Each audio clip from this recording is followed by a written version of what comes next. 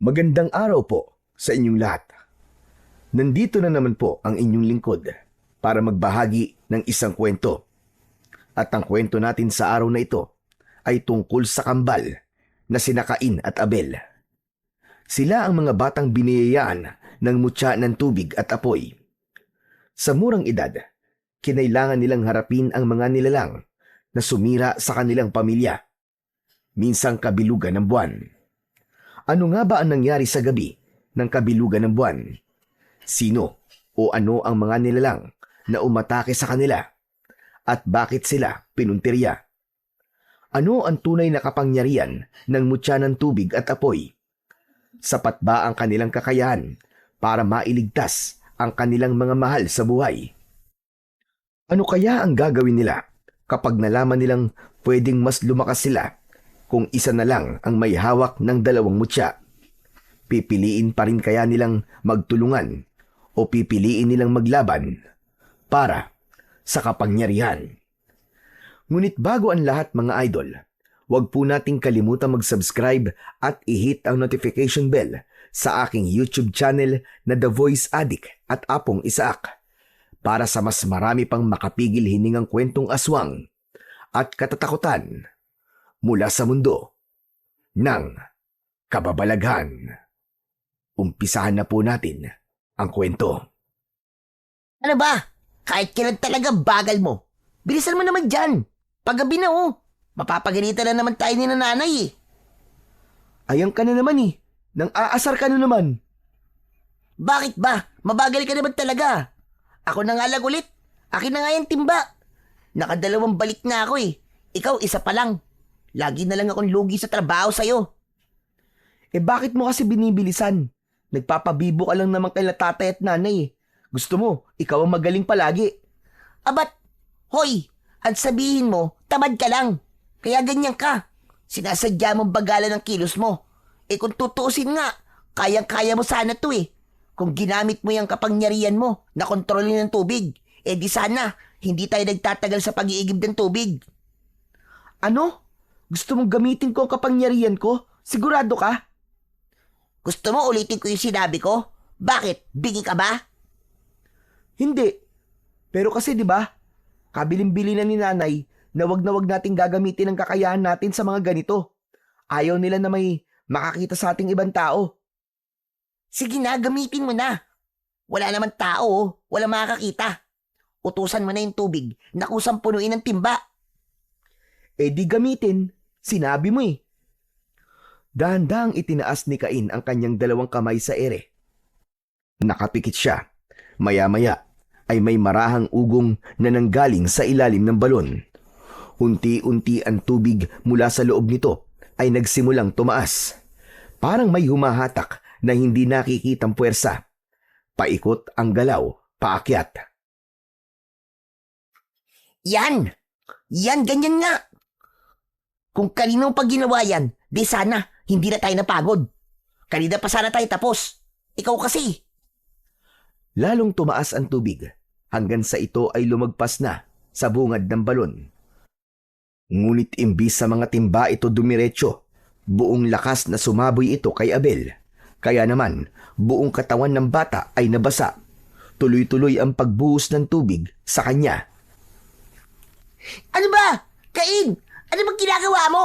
Tama na!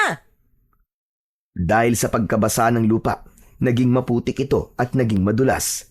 Napaupo ang batang si Abel. Tama na! Ano ba, Cain?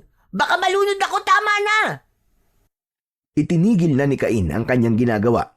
Napatitig ito sa kanyang kakambal na tila isang basang sisiw ng mga oras na yon. Nagsimula itong umubo. Ang lamig! Ay, bakit mo naman kasi ginawa yun? Ang sakit sa ilong eh. Pasensya na. Hindi ko sinasadya. Anong hindi mo sinasadya? Sinadya mo, kitang-kita ko eh. Sabi ko na nga sorry, di ba? Hindi ko kasi maayos na nakontrol eh. Ikaw kasi ang kulit-kulit mo eh. Puro ka nalang pang-aasar. Sinungaling! Sinadya mo to. Ang sabi ko, tulungan mo ko. Hindi ko sinabing paliguan mo ko. Tignan mo tong damit ko oh. Basang-basa na. Oo nga, basa ka na. at mukha ka ng basang palaka dyan sa putikan. Bagay sa'yo yan, Abel. Ang yabang-yabang mo kasi. Wala ka naman palang binatbat. Ako mabagal lang ako. Pero ikaw, lampa ka. Ganon. Walang binatbat pala ah. Tumayo si Abel at itinapat ang kanyang mga kamay sa dibdib. Nakalahad ang mga palad. Sa isang iglap, lumabas ang apoy mula dito. Maliit sa una, parang sindilang ng kandila, pero unti-unting lumaki. Ang paligid ng kanyang palad ay nagliwanag at maging ang kanyang mga mata ay nag-aalab na parang may apoy. Teka Abel! Huminahon ka! Wala ka naman balak na sunugin ako ng buhay, di ba? Makikita mo ngayon kung sinong walang binatbat sa ating dalawa. Mas lalong lumagablab ang apoy sa kanyang mga kamay. Abel! Abel, tama na, huwag ka na magalit! Nagbibiro lang naman ako eh! Baka masunog ako! Tama na, Abel! Bakit ako kanina? Muntik mo na rin akong lunurin sa tubig mo ah. Abel, sorry na, seryoso! Sorry na talaga, hindi ko sinasadya! Biro lang talaga yun! Huwag ka na magalit! Mula sa loob ng kanilang bahay, narinig ng mag-asawa ang sigawan ng kambal. Doro, mukhang nag-aaway na naman ang mga anak mo. Halika, tingnan nga natin. Tumango si Mang Doro. Mabilis silang tumayo at lumabas ng bahay. Paglabas ng mag-asawa, bumungad sa kanila ang eksena. Si Cain ay nanginginig sa kanyang kinatatayuan, habang si Abel naman ay hawak pa rin ng apoy sa kanyang mga kamay. Abel, ano namang kalokohan yung ginagawa mo? Patayin mo nga yung apoy. Dali! Mabilis nilang nilapitan ang dalawa. Agad na niyakap ni Aling Milen si Cain, samantalang hinawakan naman sa balikat ni Mang Doro si Abel. Huminto si Abel. Dahan-dahan niyang ibinaba ang kanyang kamay. Unti-unting lumiit ang apoy hanggang sa tuluyang naglaho. Pinasok nila sa bahay ang dalawang bata at sa loob ng munti nilang tahanan, umupo sila sa bangko na gawa sa kawayan. Tahimik ang lahat. Nasa harapan ng dalawang bata ang kanilang mga magulang. Kita sa mukha ng mga ito ang pagkadismaya at galit. Gumamit na naman kayo ng kapangyarihan. Napatungo si Cain. Hindi makatingin sa kanyang mga magulang. Si Abel naman ay tahimik lang. Parehas nilang alam na nalabag na naman nila ang utos at bilin ng kanilang ama at ina. Ilang beses ba naming sasabihin sa inyo na wag kayong gagamit ng kapangyarihan ng basta-basta? Lalo na sa labas. Lalo na't pwedeng may makakita. Anak, hindi kayo tulad ng ibang bata dito sa baryo. Kayo lang dito sa Baryo Paraiso ang may ganyang kapangyarihan. Kung sakaling may makakakita sa inyo, baka magpanik ang mga tao, baka magkagulo, baka mapag-isipan kayong masama, baka mapahamak pa kayo. Tandaan nyo, hindi lahat ng tao ay makakaintindi sa tulad nyo. Alam nyo naman dito sa baryo, kapag may nakita silang kakaiba, agad silang natatakot. Ayaw naming dumating ang araw na pagsisisihan nyo to. Kaya paulit-ulit namin sinasabi, itago nyo ang kapangyarihan nyo hanggat maaari. Ginagamit lang yan sa tamang oras at sa tamang dahilan. Mga anak, ginagawa lang namin to para sa inyo. Dahil mahal namin kayo. Kaya sana naman ay pakinggan nyo kami. Sorry na po, Nay, Tay. Hindi na po mauulit. Oo nga po. Sorry na po. O siya, sige na. Magpalit na kayo ng damit. Ayusin nyo na ang mga sarili nyo, ha? At kami naman ng nanay nyo ay magsasara na ng mga pinto at bintana. Maglalagay na rin kami ng mga bagong pangontra sa bawat sulok ng bahay. Mainam na nag-iingat sa panahon ngayon. Hindi natin alam kung kailan na naman sasalakay ang mga aswang. Tahimik lang na tumango ang magkapatid. Si Cain ay nakayuko. Pinaglalaruan ang laylayan ng kanyang sando. Si Abel naman ay pinupunasan ang kanyang buhok ng tuwalya. Pero paminsan-minsan ay sumusulyap kay Cain. Makalipas ang ilang saglit, pumasok na ang dalawa sa kanilang mga kwarto. Sa sala, naiwan sina Aling Milen at Mang Doro. Agad nilang isinara ang mga pinto at bintana. Nagsabit sila ng bungkus ng bawang sa mga daan at nagsaboy ng asin sa bawat sulok ng bahay. Ginagawa nila ito dahil may kinakatakutan sa baryo. Kapag sumisikat ang bilog na buwan, pinaniniwalaan ng lahat ang pagsalakay ng mga aswang. Napatunayan na nila ito ng ilang beses dahil na rin sa madalas ay may naririnig silang malakas na atungal na nanggagaling sa gubat. May mga namamatay na hayop tulad ng manok, baboy, kambing at iba pa. May mga sinasabi ring taong nawawala na hindi na muli pang nahahanap. Dahil sa paulit-ulit na kwento ng katatakutan at pangyayaring paulit-ulit na nagaganap, lahat ay takot, lalo na kapag kabilugan ng buwan. Kaya naman ang lahat, pag sumasapit na ang 6:00 ng hapon, parang nagmamadali na ang mga tao na makauwi. Ang lahat ay sumusunod sa patakaran ng baryo. Bawal nang lumabas sa gabi at dapat nakalak na ang mga pinto at bintana. Samantala, ang kambal sa loob ng kani-kanilang mga kwarto ay tahimik na nagbihis at inayos ang kanilang mga sarili. Nang matapos, umupo si Cain sa kanyang katre. Nasa harapan niya ang isang lamesita kung saan nakapatong ang isang mangkok na may tubig. Itinapat niya ang isang daliri sa mangkok. Yan! Ganyan nga! Dahan-dahan lang! Gumalaw ang tubig ng paikot. Kinokontrol nito ang tubig sa pamamagitan ng kanyang isip. At sa kabilang kwarto naman, hawak ni Abel ang isang kandila. Tinitigan niya lamang ito at nagkaroon na kagad ng sindi. Sumiklab ang maliit na apoy sa pabilo nito. Wow! Ang ganda! Pinaglaruan niya ang apoy, pinaikot-ikot, pinalaki at pinababa. Si Abel ang mas bata sa kambal, nataglay naman ang kapangyarihan ng apoy. Mga anak, labas na kayo! Nakahain na ang hapunan, halina! Halos sabay na lumabas ang kambal mula sa kani-kanilang mga kwarto. Sa kusina, nakahain ang pritong tilapia na paborito nilang dalawa. May ginisang gulay at mainit na kanin. Tahimik silang naupo sa upuan. Pumikit sandali at nagsimula ng dasal. Pagkatapos, isa-isa nilang sinandok ang pagkain at tahimik na kumain. Nang maubos ang kani-kanilang tilapia, sabay silang napatingin sa nag-iisang natirang isda sa gitna ng lamesa. Bigla, sabay nilang dinampot ang isda. Pareho silang nakahawak dito. Parehong ayaw bumitaw. Oh, akin na to eh. Ako ang unang kumuha. Hindi, akin yan. Mas nauna ako. Mas malaki nga yung isda mo kanina eh. Akin na yan. Ibigay mo na yan. Akin na sabi. Gutom pa ako. Gutom na gutom. Ako din naman ah. Bakit? Ikaw lang ba? Nagkatitigan sila ng masama. Parehong ayaw bitiwan ang pritong isda. Cain, Abel. Ano ba yan? Nasa harap kayo ng hapag. Akin na nga yan. Ako na lang ang maghahati. Walang nakaimik sa dalawa nang hatiin ni Aling Milen ang isda at putulin ito sa gitna. O hayan. Hati yan ha. Tapos ang problema. Nay, gusto ko po sana yung buntot.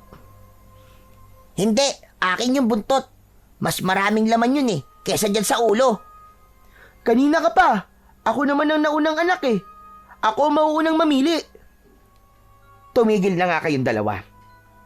Makinig kayo ha. Mali ang ginagawa nyo. Tama na yan.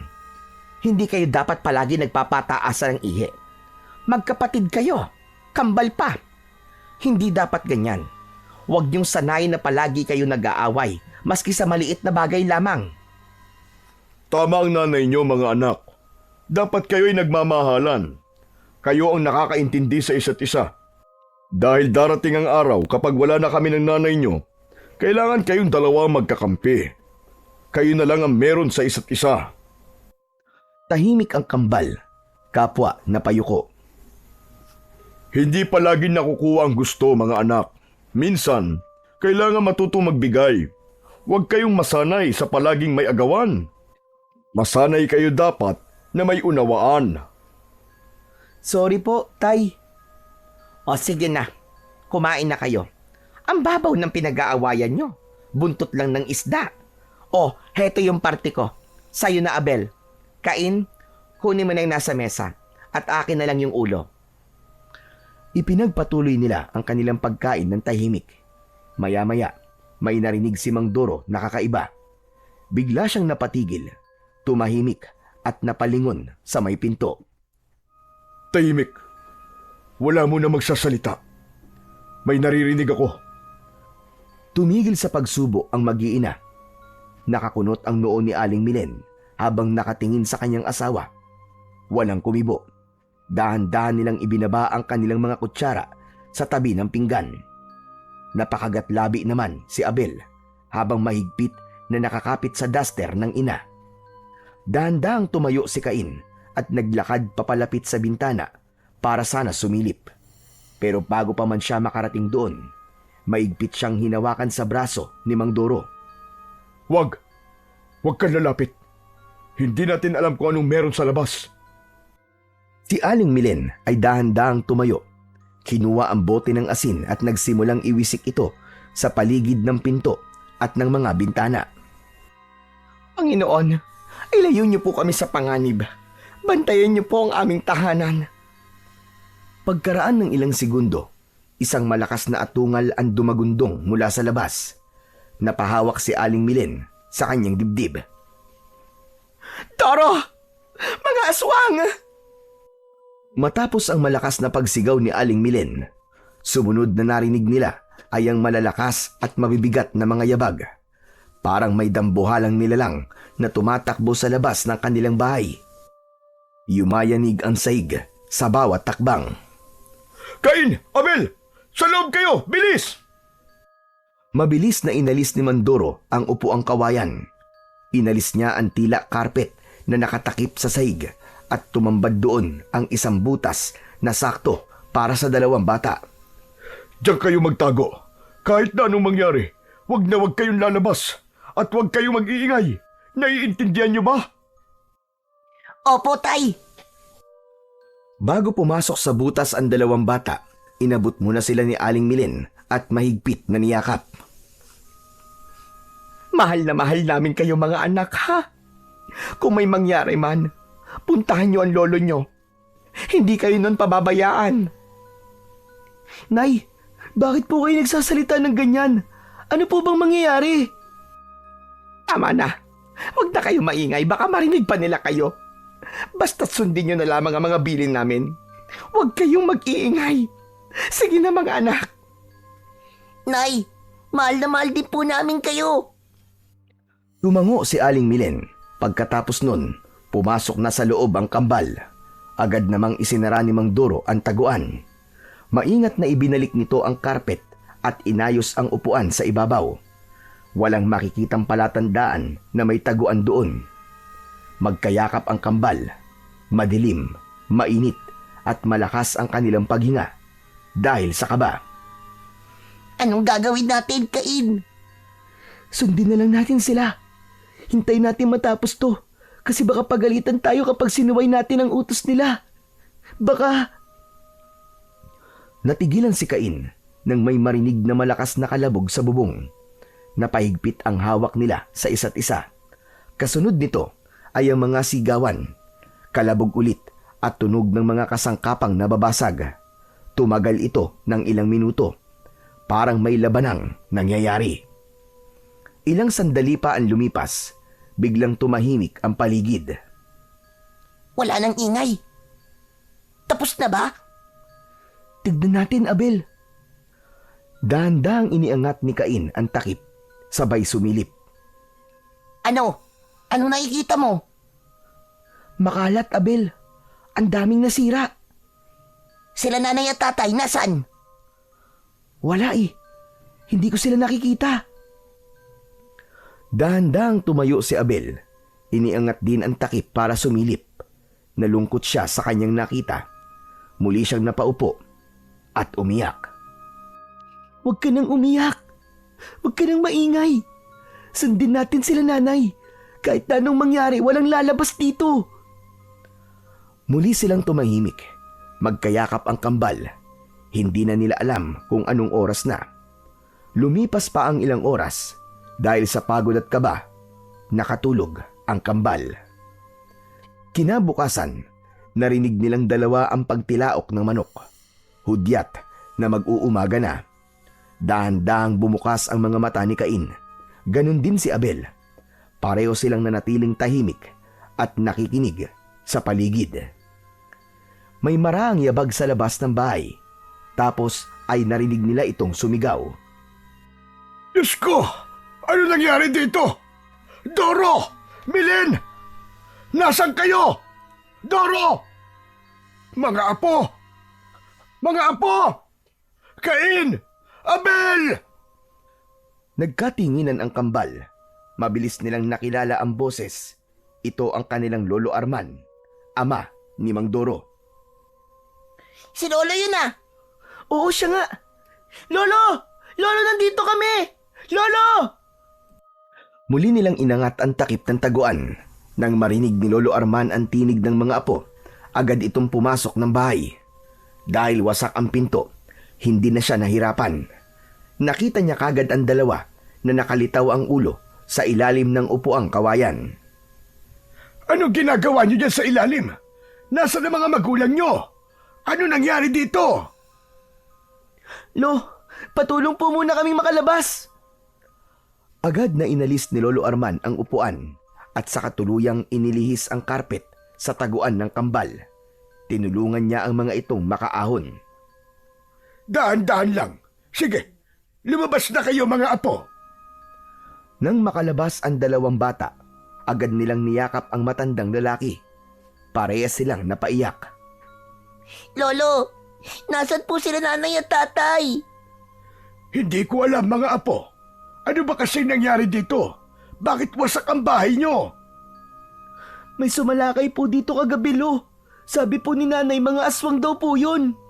Ano ka mo? Mga aswang? Opo, kaya po kami tinago ni tatay dito sa butas para daw di kami makita ng mga aswang. Diyos ko, salamat sa Diyos at buhay kayo. Pero Lolo, nasan po kaya sila nanay at tatay? Baka kung ano na po nangyari sa kanila. Agad na nagbasid sa paligid ang matanda. Nakita niyang sira-sira ang buong lugar. Wasak ang dingding, pinto at may bakas ng dugo sa sahig. Napayuko ito. Wala sila dito. Hanapin po natin sila, Lolo. Tulungan niyo po kami, Lo. Oo naman, siyempre. Hahanapin natin sila. Hindi tayo susuko kahit na ano pang mangyari. Ano pong gagawin natin, Lo? Kailangan niyong maging matapang. Kayong dalawa magkapatid. Maililigtas niyo sila. Tama po kayo, Lo. Ewan ko nga kung bakit po kami tinago. Kaya naman po namin ipagtanggol ang aming mga sarili. Kaya naman namin silang protektahan. Anong ibig mo sabihin? Hala ka, di ba bawal sabihin yun? Huwag mo sabihin, magagalit si nanay. Sabihin niyo na sa akin, ano ba nangyayari? Kailangan niyang malaman, Abel. Walang ibang tutulong sa atin kundi si Lolo Arman. Sige na nga, sabihin mo na kay Lolo. Lolo, ang totoo po niyan may kakaiba po sa amin. Ako, kaya ko po makontrol ang tubig. Ako naman po, kaya ko pong lumikha ng apoy. Alam ko, matagal na. Hindi lihim sa akin ang mga kakayahan niyo. Talaga po, Lolo? Ang sabi po kasi ni nanay, wala daw po nakakaalam na iba eh. Bakit? Iba ba ako sa inyo? Hindi po. Lolo ko po namin eh. O sige na, mabuti pa'y kumuha na kayo ng ilang personal niyong gamit. Lilipat muna kayo sa bukid, doon sa bahay ko. Doon muna kayo titira kasama ko. Sige po, Lolo. Tara na, Cain. Kunin na natin ang mga gamit natin. Bit-bit ang ilang gamit. Naglakad na ang tatlo palabas ng kanilang bahay. Medyo umaambon pa ng konti ng umagang yun. Habang naglalakad sila, napansin na kagad ni Cain na may nagtatakbuang tao. Ang karamihan sa kanila ay patungo sa iisang direksyon. Lolo, bakit parang may hindi magandang nangyayari? Kinakabahan po ako. Tignan niyo po ang mga tao. Kaya nga Mabuti pa isundan natin sila kung saan sila pupunta. Nakita nilang nagkukumpulan ang mga tao sa isang bakanting lote. Nakita nila ang takot sa muka ng mga taong naroroon. At may iba pa, nang mapansin sila ay bigla silang tumahimik, di makatingin sa kanila ng diretsyo. Ano pong nangyayari? Lolo, ano pong meron? Sandali lang. Ako muna ang titingin. Dito muna kayo. Maingat na lumapit si Lolo Arman sa gitna ng kumpulan ng mga tao. Pagdating niya sa harap, may 2 bangkay na nakahandusay sa lupa. Nakabalot ng puting kumot na may bahid ng dugo. Dahan-dahang lumuhod ang matanda. Nanginginig ang kanyang mga kamay habang iniaangat ang isang sulok ng kumot. Pagkaangat niya, agad niyang nakilala ang maputlang muka ng kanyang anak. Diyos ko! Doro! Sa isang iglap, parang bumagal ang paligid. Parang may matutulis na bagay na tumutusok sa kanyang dibdib. Lumapit siya sa kabilang bangkay. Tinignan niya kung sino ang naroon. Pag-angat niya, bangkay ng isa pang lalaki ang kanyang nakita. Wala si Milen. Bumalik siya sa bangkay ng anak. Muli niya itong tinignan. Napakuyom ang kanyang kamao. Nanginig ang balikat sa matinding emosyon. Pero agad niyang pinilit ang sarili na kumalma. Alam niyang hindi yun ang oras para mawalan siya ng kontrol. Alam niyang kailangan niyang protektahan ang kanyang mga apo. Muli niyang tinakpan ng kumot si Mang Doro. Tumayo siya. Mabigat ang hakbang na bumalik kina Cain at Abel na parehong naghihintay sa may gilid. Parehong kinakabahan. Halos hindi siya makatingin ng diretso sa mga bata. Pero kailangan niyang sabihin. Kailangan nilang malaman ang nangyari. Lolo, bakit po kayo umiiyak? Hindi agad sumagot si Lolo Arman. Tumayo siya sa harap nila at huminga ng malalim. Pinilit niyang patigasin ang tinig.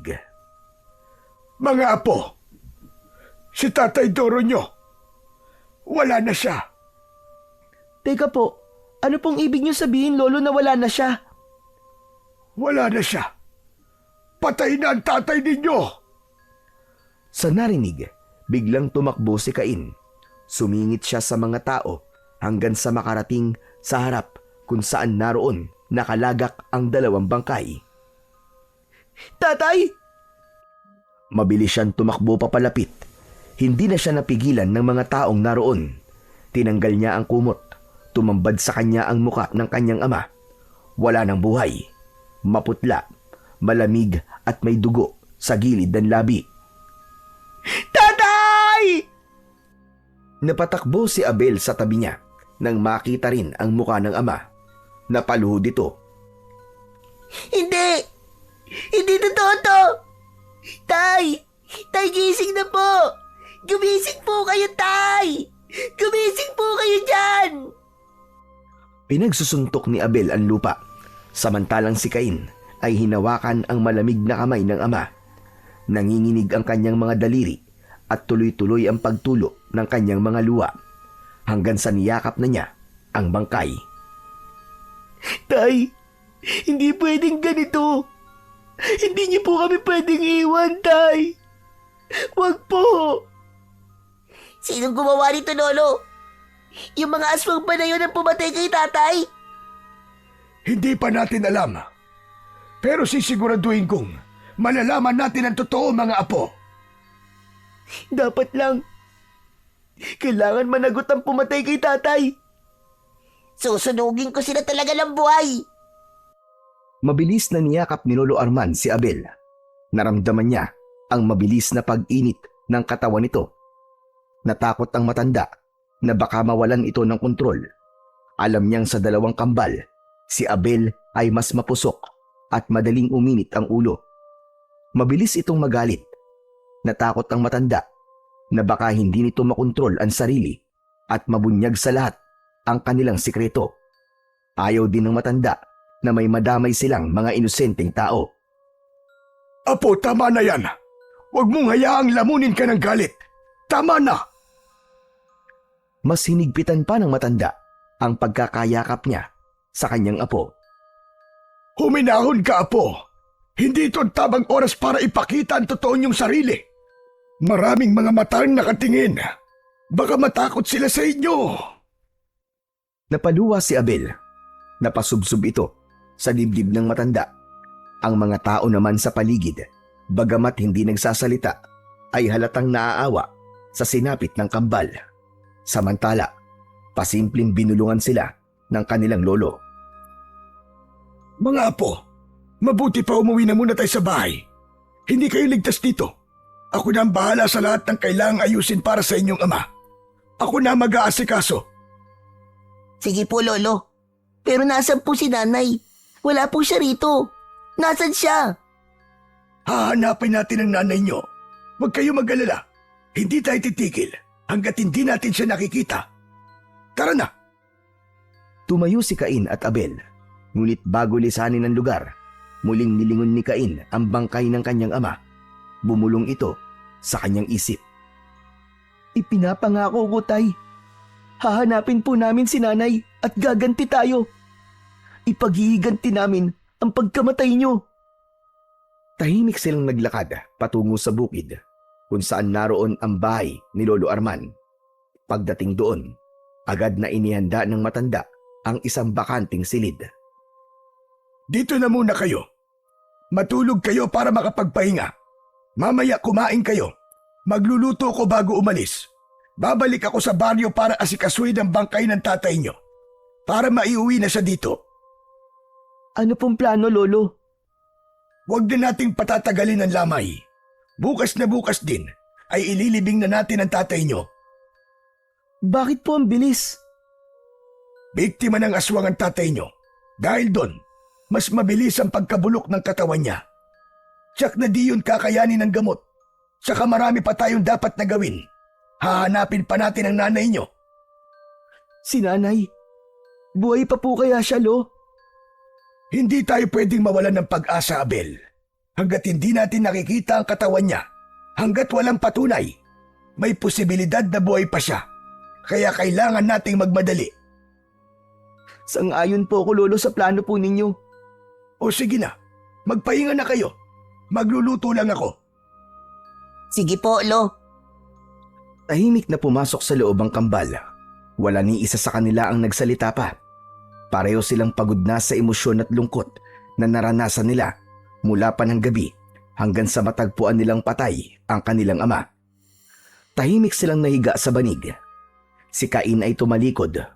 Lumuha siya ng tahimik hanggang siya ay makatulog. Hapon na magising ang dalawa. Naalimpungatan lamang sila sa ingay ng mga tao sa paligid. Pagmulat ng kanilang mga mata, bumalikwas na ng bangon si Cain. Nauna na siyang lumabas ng pinto. Sa labas, nakita niya ng nakaayos na ang sala. Agad niyang nasilayan ang kabaong ng kanyang ama. Naroon sa tabi nito ang kanilang Lolo Arman. Lolo? O, gising ka na pala. Andito na ang tatay mo, iyo. Tumango si Cain. Lumapit siya sa kabaong at tumayo sa harap nito. Pinagmasdan niyang mabuti ang muka ng ama. Payapa naman ito, pero bakas pa rin ang pinagdaanang hirap at sakit. Hindi niyo ginalaw ang pagkain na inihanda ko. Kagigising ko lang po, Lo. At sigurado po ako, ganun din po si Abel. Parehas po kaming hindi nagising kanina, kaya hindi po ako nakakain. Ayos lang naman iyo. Kumain kayo pag nagutom na kayo. Opo, huwag po kayo mag-alala sa amin, Lo. Ilang sandali ang lumipas. Hindi nila namalayan na nakatabi na sa kanila si Abel. Tay, wala na talaga si tatay. Patay na talaga siya. Agad na niyakap siya ni Cain. Habang yakap siya nito, bumagsak ang kanyang mga luwa sa dibdib ng kapatid. Hindi nila alintana ang paglapit ng ilang tao sa kanila sa likuran. Tay, sorry po. Sorry po sa lahat ng naging kasalanan namin sa inyo. Sorry po, Tay. Pagkatapos nilang umiyak, umupo sila sa tabi ng kabaong ng ama. Mabilis na lumipas ang oras. Kinagabihan, naging isang kakaibang lamay ang naganap. Walang tao sa paligid, maliban sa kanilang tatlo. Ang lamay, walang tao. Nakasarado ang mga pinto at bintana. Dahil na rin yun sa takot na umiiral sa mga taga-baryo at sa alituntunin na kanilang sinusunod. Wala nang lalabas ng bahay kapag gabi. Nakita nila ang kanilang lolo, tulad ng nakikita ng dalawa sa kanilang mga magulang. Nakita nilang nagsasabit ito ng pangontra, tulad ng bawang, asin at ilang piraso ng telang may orasyon. Isa-isa niya itong inilalagay sa bawat sulok ng bahay, sa bintana at sa pintuan. Kinaumagahan, sinimulan na nila ang paghahanda para sa libing. Isinakay ang kabaong ni Mandoro sa isang simpleng kariton na may humihila na kalabaw. Tulong-tulong ang lahat ng mga lalaki sa baryo. Ang sementeryo sa Baryo Paraiso ay matatagpuan sa paanan ng bundok. Nang matapos ang libing, naiwan ang tatlo sa sementeryo. Nakaupo sila sa ugat ng punong kahoy malapit sa puntod ng kanilang ama. Nasaan na kaya si nanay? Alam kaya niya nangyari kay tatay? Hindi ko alam. Pero alam man niya o hindi, sigurado ako malungkot siya ngayon. Alam mo naman si nanay, di ba? Hindi yun mapakali pag wala si tatay sa tabi niya. Kaya nga nag-aalala tuloy ako sa kanya.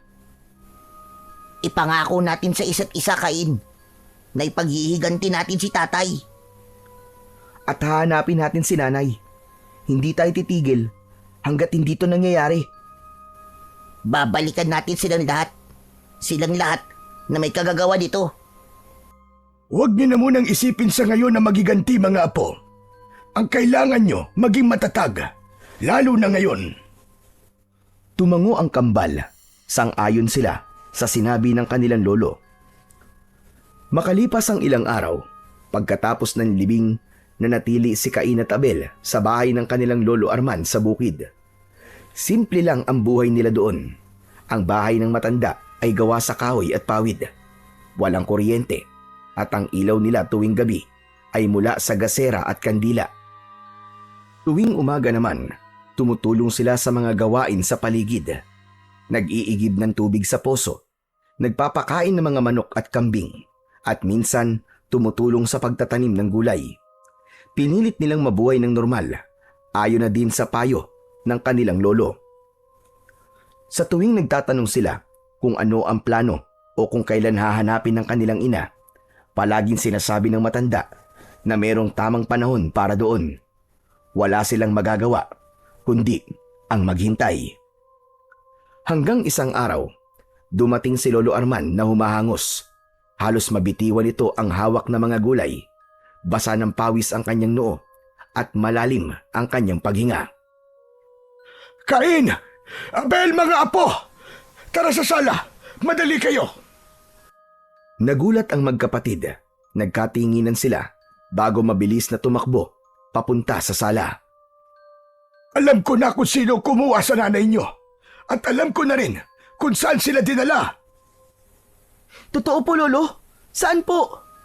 Puntahan na po natin, Lolo. Miss na miss ko na po si nanay eh. Hindi pwede. Hindi pa ngayon. Bakit po? Ngayon alam na natin kung nasan siya. Ano pa pong hinihintay natin? Kasi mga apo, ang kumuha sa kanya ay hindi basta-basta. Hindi sila mga karaniwang aswang lang.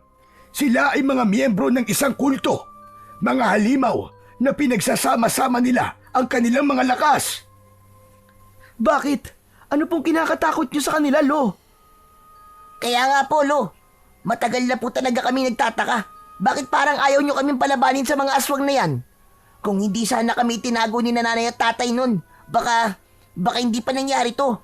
Kaya ko naman silang puksain ng apoy ko eh. At kayang-kaya ko po silang lunurin ng tubig ko. Mali kayo. Hindi nyo sila kaya. Hindi nyo pa sila kaya. Marami sila. Malakas ang kanilang puwersa. Kung ganon, anong silbi ng kapangyarihan namin, Lo? Paano namin mababawi si nanay? At paano namin mabibigyan ng katarungan si tatay kung hindi naman pala sapat ang meron kami? May paraan. Pero hindi madali. Kailangan nyong magsanib puwersa. Kailangan matutunan nyo kung paano gamitin ang kapangyarihan nyo ng sabay. Kapag nagtagumpay kayo, makakalikha kayo ng isang malakas na sandata na kayang tumalo sa kahit na anong nilalang. Anong sandata po yun, Lo? Hindi ito isang pisikal na sandata, kundi isang malakas na enerhiya na nabubuo lang kapag nagkakaisa ang apoy at tubig. Hindi ito basta-basta lumalabas. Kailangan nyo munang matutunan kung paano ito likhain at kontrolin. Ang ibig niyo po ba sabihin, kailangan namin magsanay? Tama ka, Abel.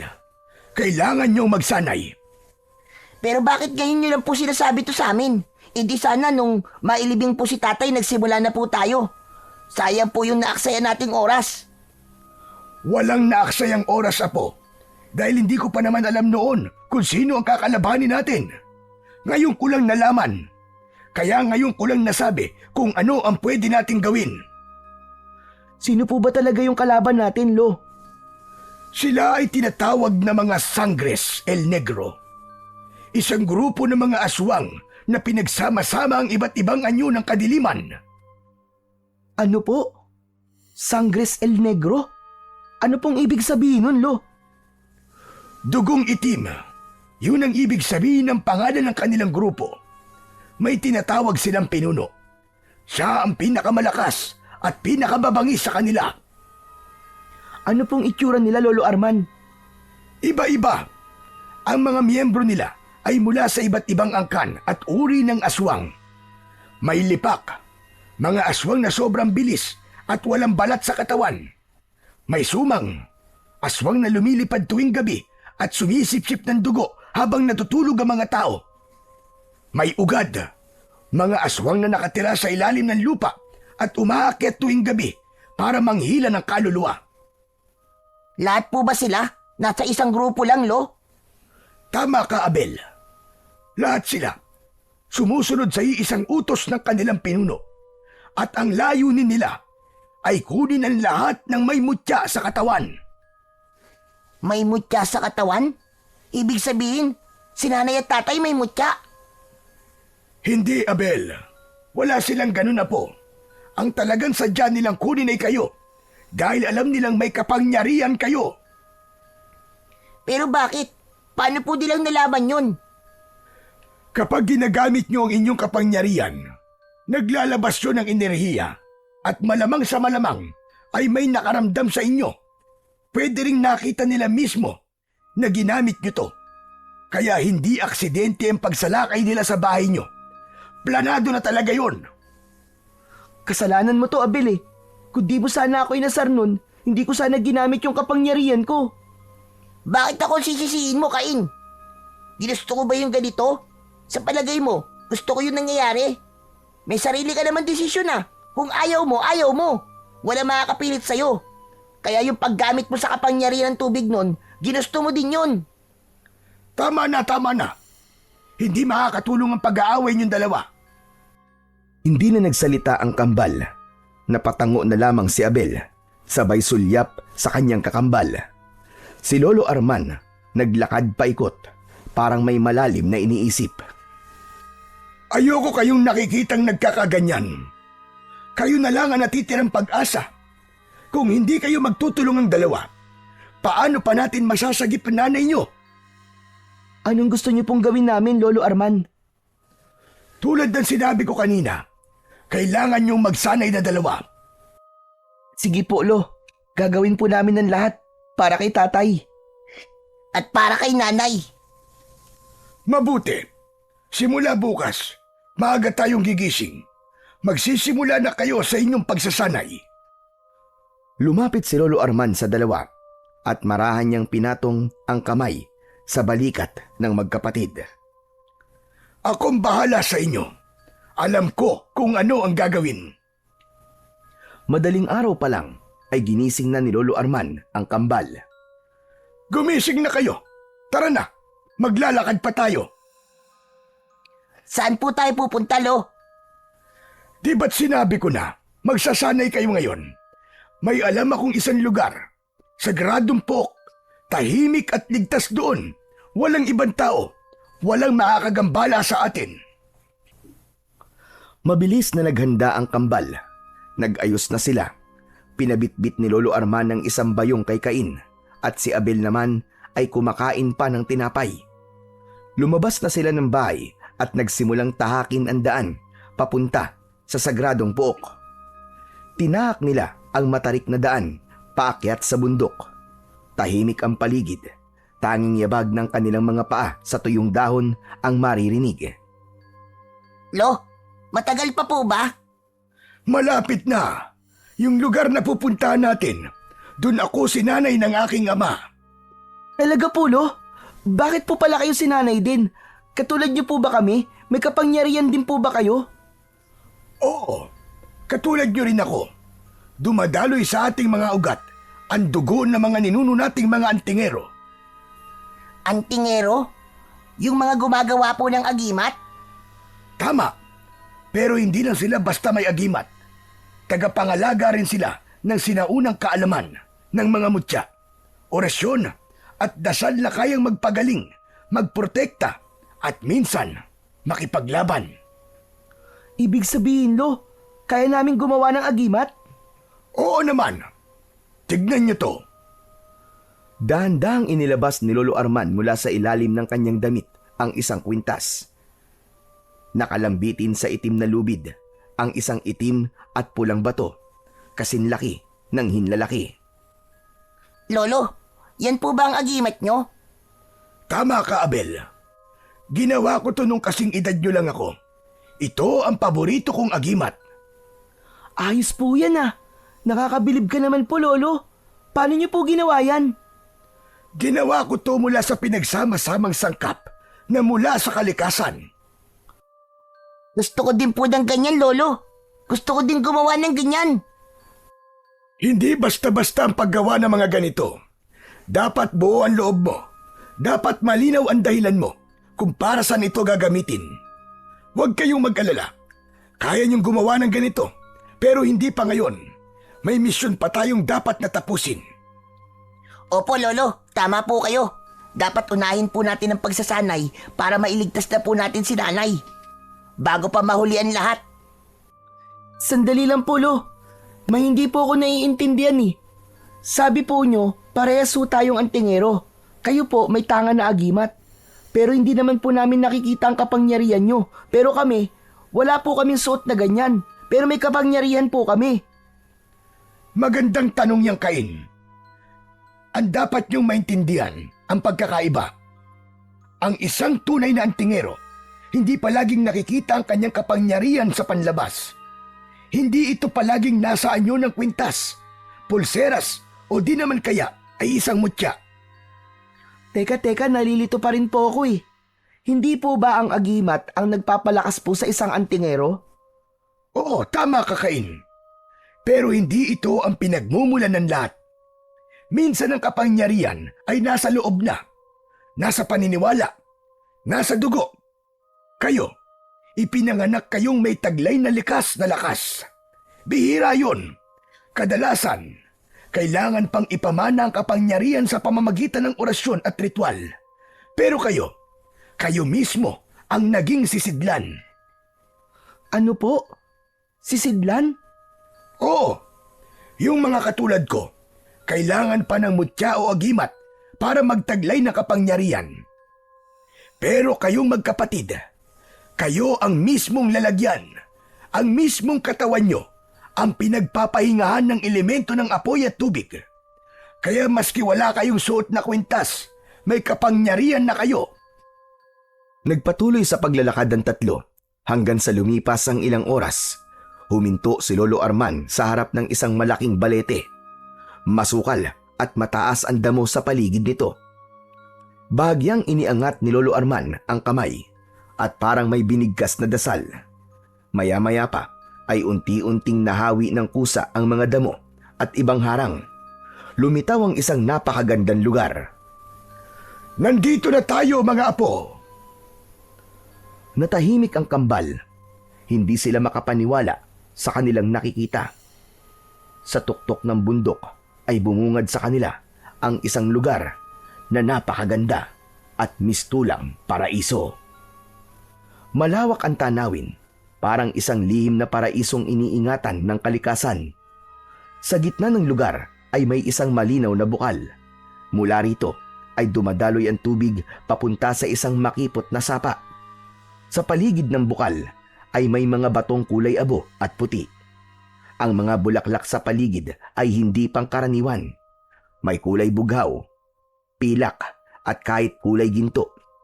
Tumitingkad ang damo, parang kinulayan ng pintor ang buong tanawin. Sa di kalayuan, tanaw nila ang hamog na bumabalot sa kabundukan na parabang niyayakap ng ulap ang buong paligid. Malamig ang simoy ng hangin. Ang lugar ay tila isang sagradong espasyo na hindi pa naaabot ng ingay ng mundo. Wow! Ang ganda dito! Para tayong nasa panaginip, Kain. Kaya nga, Abel. Pero parang may nararamdaman akong kakaiba. Para bang may malakas na enerhiya sa lugar na to. Makakain, meron ngang malakas na enerhiya dito. At ang enerhiyang yun ang nagpapasagrado sa lugar na ito. Yun din ang pumoprotekta dito. Hindi ito basta-basta natatagpuan ng kung sino man. Konti lang ang nakakapasok dito. Yun lang ang pinahihintulutan. Anong klaseng lugar po, Tulo? Parang mahiwaga. Saka bakit po sagrado? Ito ang pulong. Dito nakatira dati si Mapiyagan. Isang diwata na may 2 ulo. Siya ang tagapangalaga ng lugar na ito. Nagkatinginan sina Cain at Abel. 2 po ang ulo niya? Isa siyang nilalang na isinilang upang balansin ang 2 magkasalungat na elemento, ang apoy at ang tubig. Ang lugar na ito, ang pugad ng kanyang kapangyarihan. At mula rito, iniluwal ang 2 mutya. Ang mutya po ng apoy at tubig. Tama ka, Abel. Ito ay mga uri ng mutya na hindi kayang hinahawakan ng pisikal na kamay. Saglit na natahimik ang lahat. Alam niyo ba, nung kasing edad niyo ko, naging kaibigan ko si Mapiyagan. Ano po? Naging kaibigan niyo po ang diwatang may 2 ulo? Oo nga. Bakit mukhang hindi ka naniniwala? Mabuti po't hindi po kayo kinain, Lolo Arman. Hindi. Hindi naman siya halimaw para kumain ng bata. Isa siyang nilalang na mabait at makatarungan na tagapangalaga. Noon, madalas kami maglaro dito. Hanggang sa lumaki na ako at naging seryoso na sa itinuturo ng aking ama. Hindi ko na siya madalas mapuntahan. Ano na po nangyari sa kanya? Andito pa rin po ba siya, Lolo? Parang gusto ko po siyang makilala. Wala na siya. Patay na. Hala, namamatay din po pala mga diwata? Oo. May hangganan din ang kanilang buhay at kung kailan sila mamamalagi sa mundo natin at sa mundo nila. Namamatay sila sa natural na paraan at pwede ring mapatay. Lolo Arman, paano po siya namatay? Nung bumalik ako dito, nakita ko siyang sugatan. Hindi ko alam kung sino ang gumawa nun sa kanya. Pero ang hinala ko, mga nilalang na gustong umagaw ng kapangyarihan niya. Hindi ba siya lumaban, Lo? Hindi ba niya kayang ipagtanggol ang sarili niya? Di ba't makapangyarihan siya? Lumaban siya hanggang sa huling hininga niya. Ipinaglaban niya ang lugar na ito. Pero kahit gaano kalakas ang isang diwata, kapag mag-isa at sugatan, matatalo siya ng pagod at sakit. Pero bago siya tuluyang na maalam, tiniyak niyang mananatiling ligtas ang lugar na ito. Itinanim niya ang huling bugso ng kanyang enerhiya sa paligid. Yan ang dahilan kung bakit hindi ito mapasok ng masasamang nilalang hanggang sa ngayon. Gusto ko pa rin sana siyang makita, kahit sandali lang, Lolo Arman. Hindi niyo na kailangan makita siya dahil nasa inyo siya. Ha? Ano pong ibig niyo sabihin, Lolo? Alam niyo, sinabi niya sa akin nun na ibibigay niya sa akin ang kanyang mga mutya. Akala ko nga mga bato yung ibibigay niya sa akin, pero hindi pala. Ibig sabihin, kami po yun? Tama ka, Abel. Natumbok mo. Matagal ko kayong hinintay. Binata pa ako nun. Wala akong ideya sa sinasabi niyang ang aking mga mutya, mabubuhay silang katulad mo, Arman. Yung pala, kayo ang tinutukoy niya. Noon, hindi ako sigurado kung kailan kayo darating. Pero alam kong darating kayo. At nang dumating na kayo sa buhay ko, agad kong naramdaman ang koneksyon. Ang apoy kay Abel at ang tubig naman ay kay Cain. Kayo ang buhay na mutya, ang huli niyang pamana sa akin. Habang nagsasalita ang matanda, napansin niyang tila umiilaw ang bukal. Naglakad siya palapit. Lumapit kayo rito. Sumunod ang kambal. Paglapit nila sa bukal, napansin nilang may lumutang na dalawang maliliit na liwanag. Ang isa ay kulay kahel at ang isa naman ay kulay bughaw. Umikot ang mga liwanag sa katawan nila, sa kadahan-dahang pumasok sa kanilang dibdib. Napapikit sila pareho. Naramdaman nila ang init at lamig sa parehong oras. Parang may bumulong po sa akin. Narinig mo ba yun, Abel? Oo, narinig ko. Parang may bumabati sa atin. Nararamdaman niyo na ba siya? Opo, Lolo Arman. Yan ang alaala niya. Hindi niya na kayang magparamdam sa atin sa kanyang dating anyo. Pero ang kapangyarihan niya ay nabubuhay sa loob niyo. Huwag niyong sayangin. Kayong dalawa, kayo ang iniingatan niyang mga mutya. At ngayong narito na kayo, panahon na para kilalanin ang sarili niyong lakas. Pinatayo niya ng tuwid ang kambal sa magkabila ang gilid ng bukal. Si Cain sa kaliwa at si Abel naman sa kanan. Mahinahon pero may otoridad ang boses ni Lolo Arman habang nagtuturo. Ang unang aral na dapat niyong matutunan ay ang tamang paghinga. Kapag hindi tama ang inyong paghinga, hindi aagos ang enerhiya sa inyo. Ganito po ba, Lolo? Huminga ng malalim si Abel at saka ibinuga ng malakas. Hindi ganyan. Pilit yung paghinga mo eh. Damhin nyo lang. Ipikit nyo ang inyong mga mata. Saka kayo dahan-dahang huminga. Inhale. Exhale. Inhale. Exhale. Yan. Ganyan nga. Sige lang. Tuloy lang mga apo. Sumunod ang kambal sa itinuro ni Lolo Arman. Tahimik silang pumikit. Dahan-dahan silang huminga. Una ay malalim na paglanghap, saka mahinang pagbuga sa hangin. Sa bawat tinga, unti-unting bumabagal ang tibok ng kanilang puso. Nagsisimula na silang kumalma. Si Abel, naramdaman ang init na dumarampi sa kanyang dibdib. Si Cain naman ay parang nababalot ng malamig na hangin. Nang matapos nilang matutunan ang tamang paghinga, muling lumapit si Lolo Arman sa gitna ng bukal.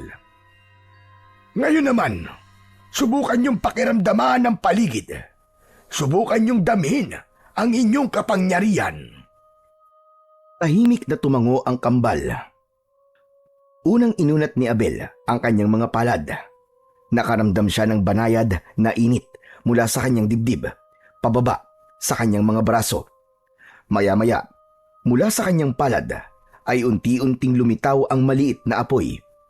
Sa kabilang panig, dahan-dahan namang iniangat ni Cain ang kanyang mga kamay. Mula sa ere ay nagsimulang mag-ipon ng hamog. Ang tubig ay dahan-dahang nabuo sa kanyang harapan. Nagpatuloy sila hanggang sa mapansin nilang mas maayos na nilang nakokontrol ang tubig at ang apoy.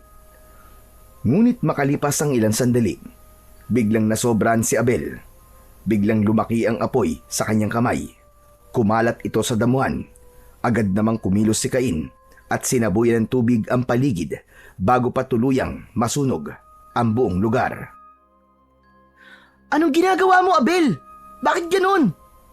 Hindi ko naman sinasadya eh. Bigla na lang lumakas eh. Oh, wag na kayong magtalo. Ganyan talaga. Bahagi yan ng proseso. Masasanay din kayo. Konting practice pa. Pero baka masira namin ang lugar na to, Lolo. Alin ba ang nasira? Napatingin sa paligid ang kambal. Ang mga damong natupok ng apoy muling bumalik sa dati nitong anyo. Parang walang nangyaring pagkasunog.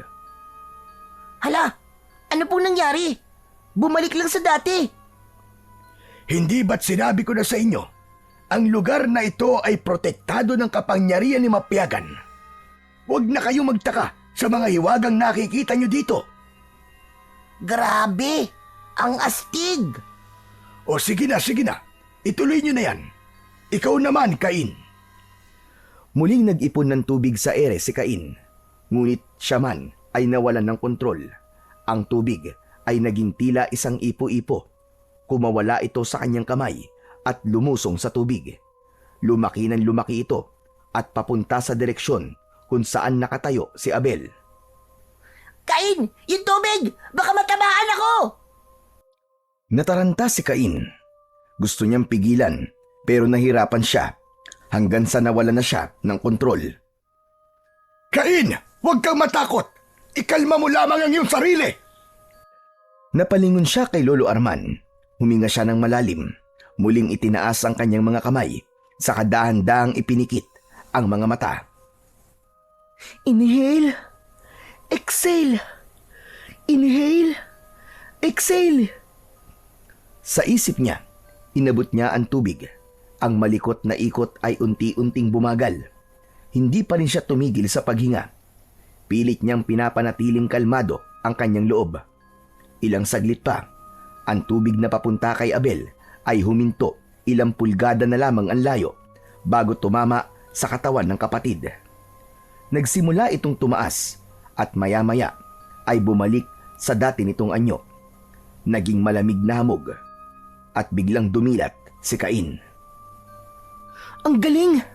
Nagawa ko! Ang galing nun, tol. Ang astig. Kinabahan ako dun ah. Akala ko katapusan ko na. Pasensya ka na, Abel ha. Hayaan mo. Hindi ko na hayaang maulit yun. Napailing si Lolo Arman, ngunit napangiti. Alam niyang ito na ang simula. Unti-unti, natututo ang kambal. Hindi lang sa paggamit ng kapangyarihan, kundi sa pakikinig, pagtutulungan at pagtanggap sa kahinaan ng isa't isa.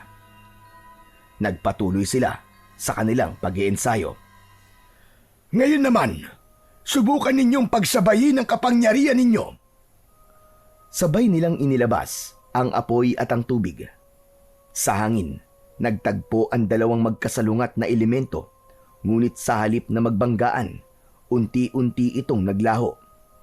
At doon yun nagsimula. Lumitaw ang usok, umikot ito sa itaas at saka bumaba ng dahan-dahan sa lupa. Kumalat itong tila hamog na bumalot sa buong lugar. Lolo Arman, ano po ito? Yan ang sinasabi ko. Ang singaw na yan ay lason sa balat ng mga aswang. Kapag dumikit ito sa kanila, kaya nitong tunawin ang laman nila na parang asido. Yan ang magiging malakas na sandata ninyo kapag magkasama kayo. Napangiti ang dalawang bata. Kita sa mga mata nila ang pagkamangha. Nagawa natin, Abel. Maililigtas na natin si nanay. Tama ka, Cain. Malapit na. Kailangan na lang nating matutunan lahat ng ituturo ni Lolo Arman. Tama yan. Ang bawat araw na darating ay mahalaga. Dahil hindi lang ang buhay ng nanay nyo ang nakataya dito. Dahil kung walang kikilos laban sa mga aswang na yon, mas marami pang buhay ang madadamay at masasayang dahil sa pagkakalat nila ng lagim. Tumango ang kambal sa mga salitang binitiwan ng kanilang lolo. Naging malinaw sa kanila ang kanilang papel at kung ano ang magiging silbi ng kanilang kapangyarihan. Tahimik sila. Parehas na seryoso ang mga mata. Sa murang edad na 10, naramdaman nila ang bigat ng responsibilidad. Ngunit sa halip na matakot, pinili nila ang sumulong. Ginusto nilang matuto at gugustuhin nilang lumaban para sa katahimikan ng kanilang lugar. Umuwi na muna tayo at magpahinga. Bukas ng umaga, babalik tayo dito para sa muling pagsasanay ninyo. At sa huli, haharap kayo sa isang pagsubok para malaman natin kung talagang handa na kayo. Opo, Lolo. Sige po, Lolo Arman. Matapos ang huling bilin sa kanila ni Lolo Arman, tahimik na bumaba ng bundok ang tatlo. Hindi na sila nag-usap habang naglalakad, pero sa kanilang mga muka ay bakas ang pagod at pananabik. Sa mga sumunod na araw, nagpatuloy pa ang kanilang mga ginagawang pagsasanay. Wala silang sinayang na oras, halos araw-araw walang patid. Sa loob ng halos 1 linggo, pinagsanayan nila ang tamang galaw, kontrol ng damdamin at disiplina sa paggamit ng kani-kanilang kapangyarihan. At higit sa lahat, natutunan nilang sabayan ang isa't isa. Naging biyasa na sila sa paglikha ng singaw. Kontrolado na nila kung gaano kalakas ito at kung kailan titigil. Hindi naging madali ang kanilang pinagdaanan. Nagkakamali din sila minsan, pero sa bawat pagkakamaling nagagawa ay naging daan ito para lalo silang tumibay at para lalong matuto. Hanggang sa dumating na ang araw na kanilang inaabangan, ang araw ng kanilang unang pagsubok. Madaling araw pa lang ay gising na ang kambal. Tahimik silang naghanda. Si Lolo Arman ay naghihintay sa labas ng bahay. Hindi pa nito sinasabi kung saan sila pupunta at kung ano ang eksaktong gagawin nila. Pero batid ng kambal na sa araw na yon, gagawin na nila ang kanilang unang pagsubok. Lolo, handa na po kami. Mabuti naman. Ano? Tara na! Tumango ang kambal at sinimulang sundan ang kanilang Lolo Arman papasok sa gubat. Lolo, ano po bang gagawin namin? Maghintay kayo. Mamaya pagdating natin sa lugar, saka ko ipapaliwanag. Ilang sandali pa ay dumating na sila sa isang malawak na bahagi ng gubat. Sa gitna nito ay may isang malaking puno. Matanda na ito. Baluktot ang katawan at halos wala ng dahon. Ang balat nito ay tuyo na at nagbibitak-bitak. Ang ilan sa mga sanga ay putol na at may ilang bahagi na itim na parang sunog. Ngunit buhay pa ito. May maliit na kumpul ng berdeng dahon sa pinakaibabaw. Pilit na sumusubok mabuhay.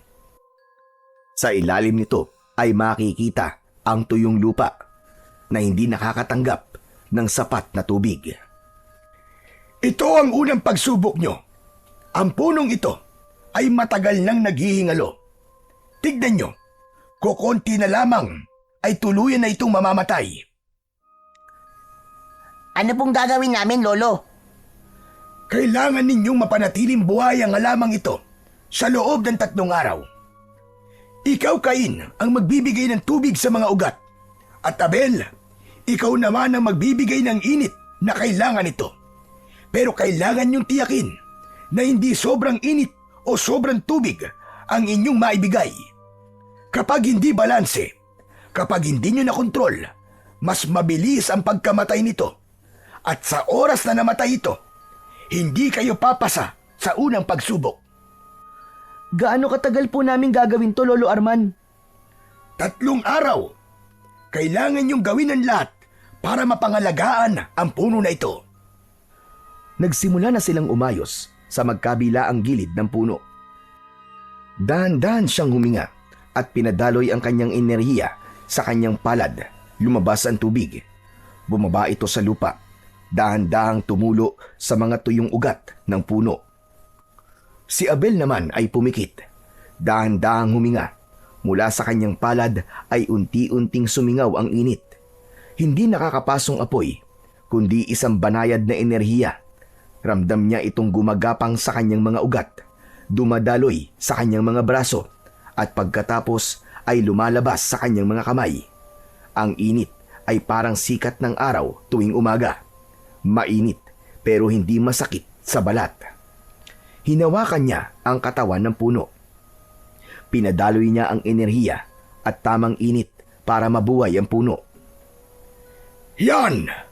Ganyan lang. Tama ang ginagawa nyo. Magaling. Ipagpatuloy nyo lang ang ginagawa nyong yan.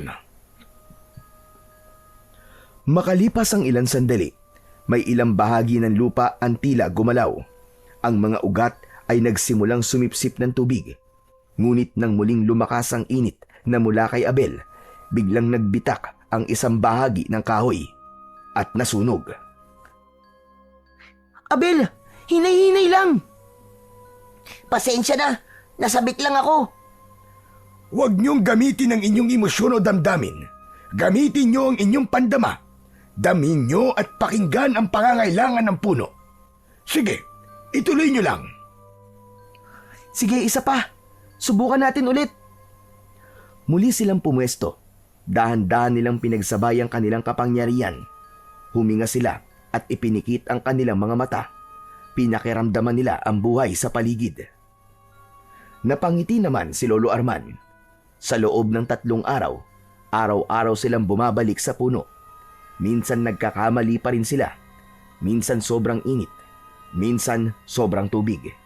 Pero natuto silang humingi ng tawad sa isa't isa. Natuto silang bumawi. Natuto silang makinig. At sa huling araw, pagdating nila sa lugar, nakita nilang may bago nang nangyari. Ang puno, lumago na ang mga dahon sa itaas. Ang katawan nito ay hindi na gaanong katuyo at mukhang mas matibay na. Ang mga ugat nito ay nagkakulay na ang mga sanga at tinubuan na rin ng maliliit na usbong ng mga dahon.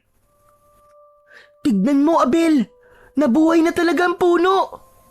Grabe, hindi ko akalaing mangyayari to. Parang isa lang siya to yung kahoy dati. Ngayon parang buhay na buhay na. Nagpalitan sila ng ngiti. Para sa kanila, malaking tagumpay na ang kanilang nagawa. Nasabik silang malaman ito ng kanilang lolo. Sa araw na yon ay pinauna na sila ng matanda. May mahalagang lakad kasi ito na dapat gawin. Pero nangako na susunod sa kanila para malaman kung pasado ba sila o hindi. Ilang oras ang nakalipas, nakaramdam ng pagkabagot si Abel. Hay, medyo nakakainip na. Napatitig si Abel sa puno at bigla itong tumahimik. Parang may bumabagabag sa kanya. Abel, ayos ka lang ba? Oo, may naiisip lang ako. Sa palagay mo ba, buhay pa si nanay? Ha? Bakit mo naman naitanong? Hindi ka ba naniniwalang buhay pa siya?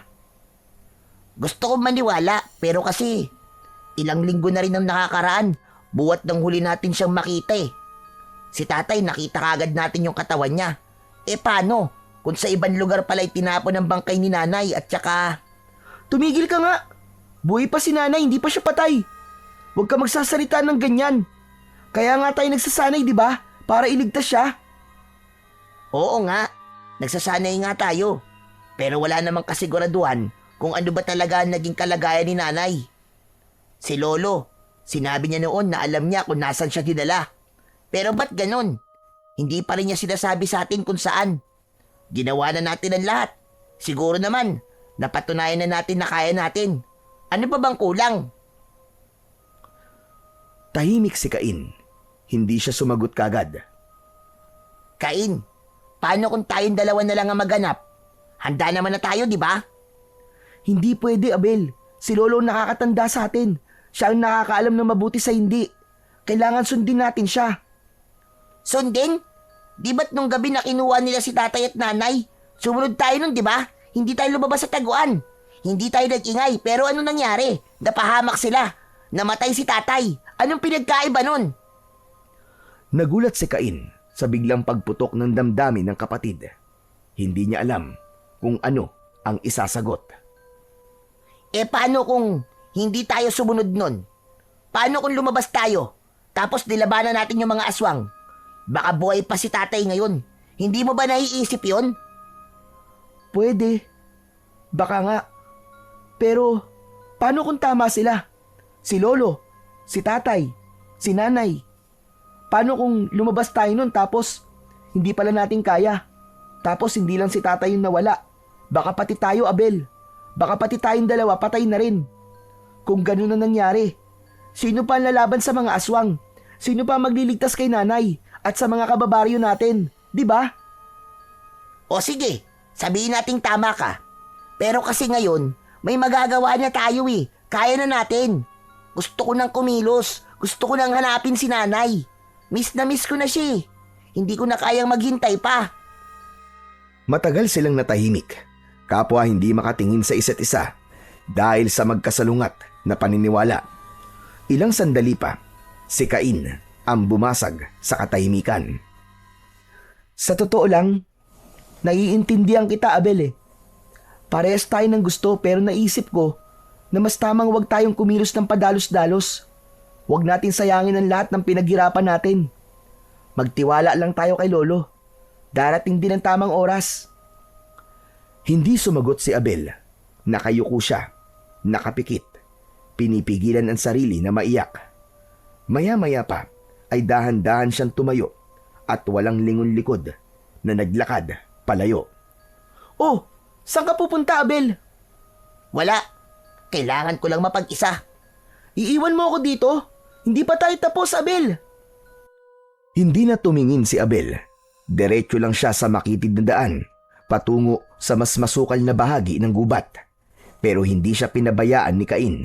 Sinundan niya ang kanyang kapatid. Cain, bakit ka ba sunod na sunod? Kasi kapatid kita at ayoko mapahama ka. Hindi natin kabisado ang gubat na to. Baka kung anong mangyari sa'yo. Naglakad silang dalawa. Ilang minuto ang lumipas. May narinig silang kaluskos sa likuran ng matataas na damo. Nagkatinginan silang magkapatid. Mula sa likod ng mga damo ay lumabas ang isang batang lalaki. Marungis ito. Halos kasing edad lang nila.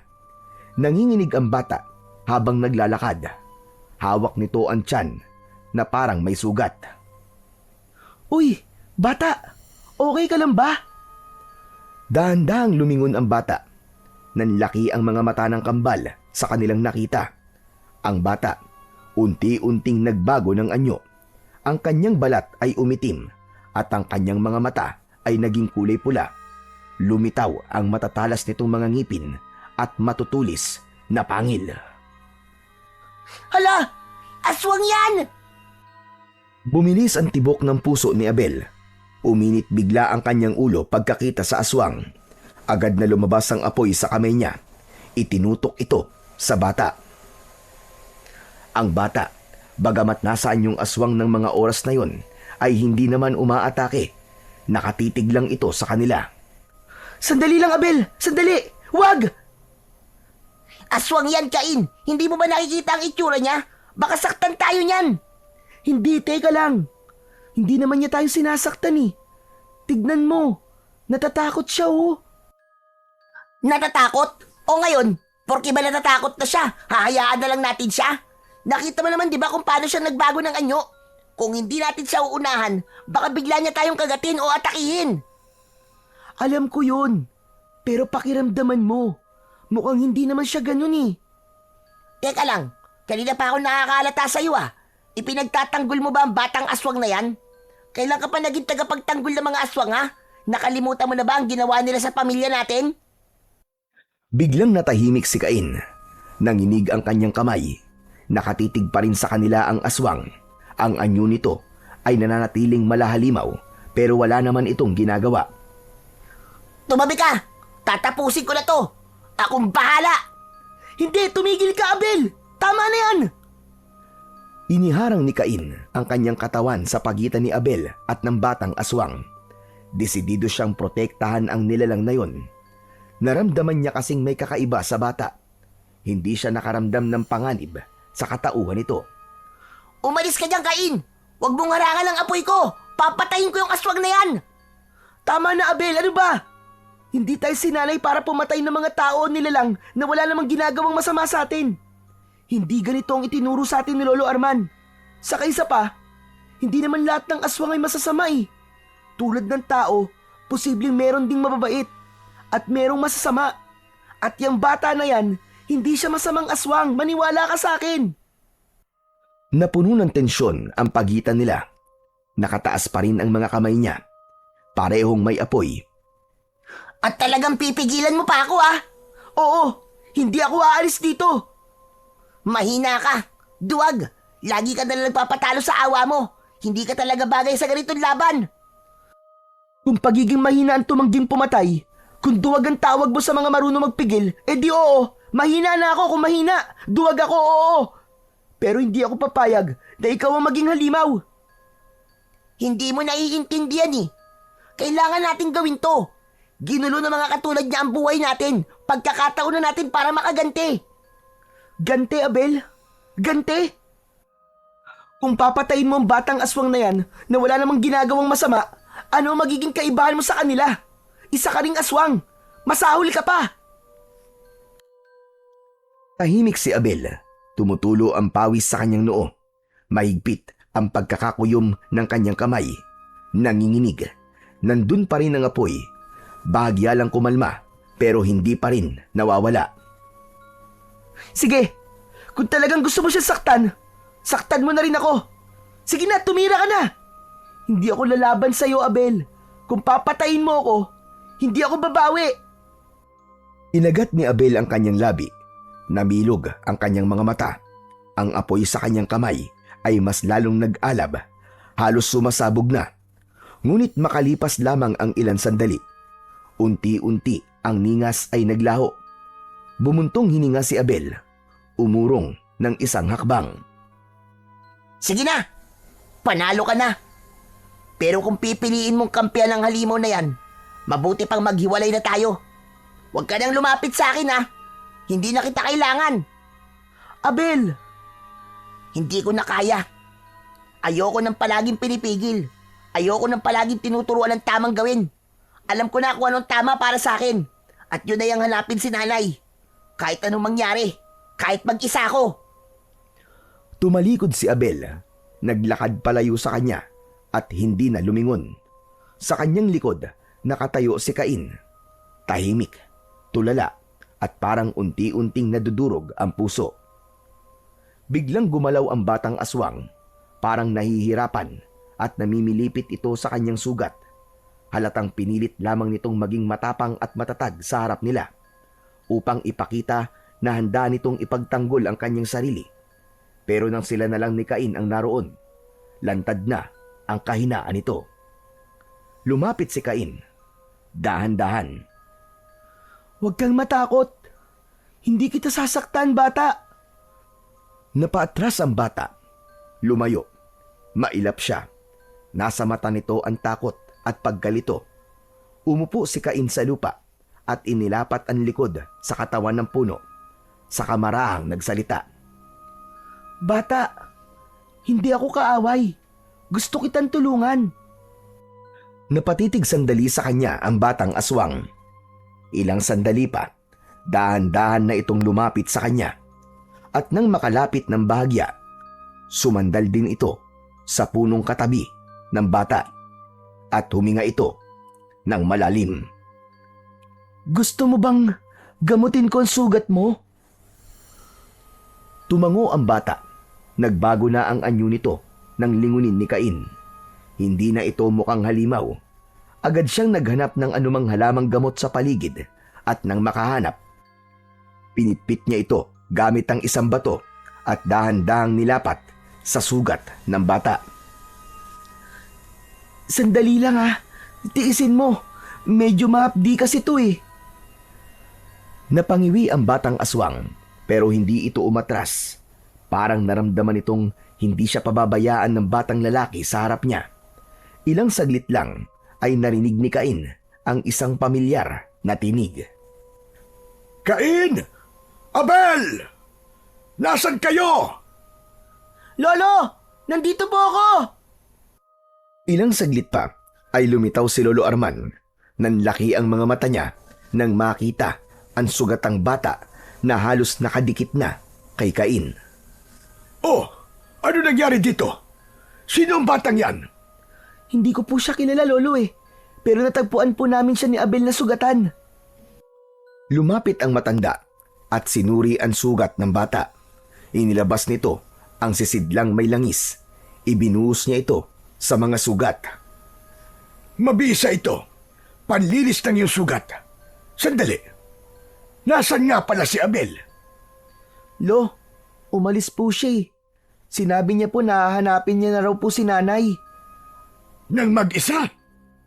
Opo, nagtalo po kasi kami kanina eh.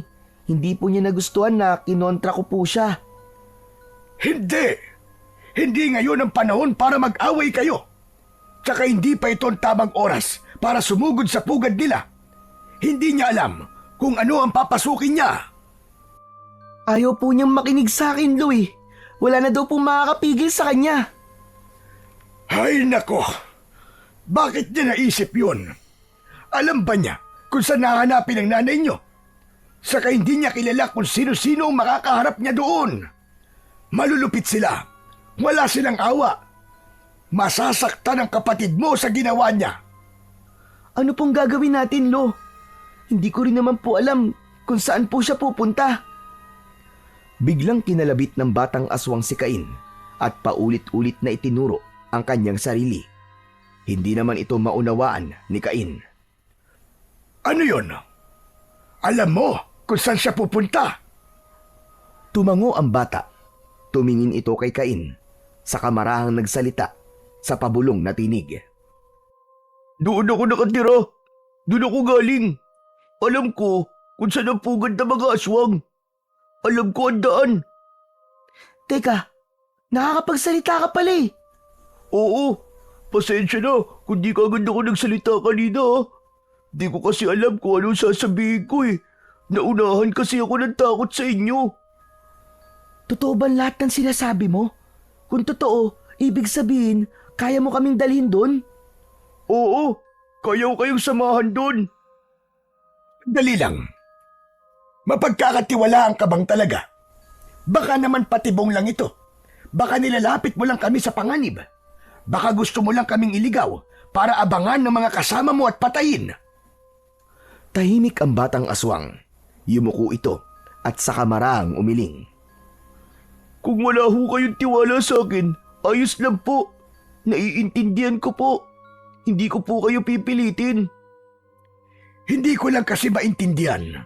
Bakit mo naman ituturo sa amin ang inyong pugad? Anong kapalit? Wala po. Wala po akong hihinging kapalit. Dahil ako pa nga po ang dapat na may bayarang utang na loob eh. Ginapot niyo po ang sugat ko. Saka marami na po akong nakitang masasamang ginagawa ng mga kapwa ko aswang. Ayoko na po ang ginagawa nila eh. Handa po ako. Handa po akong tulungan kayo para mailigtas si Abel. Parang ayokong maniwala. Nabuhay po ako. Na, ang alam ko dati, ayos lang po ang pumatay. Okay lang po ang kumain ng laman at dugo ng tao. Pero nung may nakilala akong babae na dinala nila sa pugad, doon na po nagbago ang lahat. Ano ka mo? Babae? Sinong babae yun? Si Nanay Milin po. Ang nanay! Siyang nanay ko! Ano? Nanay mo si Nanay Milin? Kung ganun, kayo yung palagi niyang kinikwento sa akin na kambal niyang anak. Kami nga yun! Kami nga! Kumusta ang nanay ko? Okay lang ba siya? Ayos lang siya. Pero kung hindi natin siya mababawi hanggang mamayang gabi, hindi na natin siya maaabutan ng buhay. Ha? Anong ibig mong sabihin? May gagawing ritual mamayang gabi at ang Nanay Milin, makakasama siya sa ritual na yun. Literal na magiging bahagi dahil kasama sa ritual ang pagpapatulo ng dugo. Papatayin nila ang nanay mo. Papatayin nila mamayang gabi. Hindi! Hindi pwedeng mangyari yun, Lolo! Kung totoo ang sinasabi niya, kailangan natin bilisan. Hindi natin pwedeng pabayaan si Abel o si Nanay. Tama ka. Kaya kahit hindi ako sangayon sa ganitong plano, sinubukan kong itaka si Nanay Milin. Pero hindi ako nagtagumpay eh. Kaya hito na pala ako. Sinaktan nila ako at pinalayas, Cain. Wala na tayong oras para maghintay pa. Pagsabi nun, nagsimula na silang maglakad. Samantala si Abel naman ay mag-isa at pilit na nilalabanan ang kaba sa kanyang dibdib. Patuloy siyang naglalakad sa loob ng gubat. Hindi niya iniinda ang gasgas sa kanyang binti, ang putik sa kanyang mga palad o ang mga sanga ng punong sumasabit sa kanyang damit at balat. Lahat ng ito ay baliwala sa kanya. Ang tanging nasa isip niya ng mga sandaling yon ay ang hanapin at mailigtas ang kanyang ina. Makikita rin kita, nanay. Malapit na po ako. Biglang kumunot ang noon ni Abel. Naalala niya ang sinabi sa kanila ng kanyang ina at ama.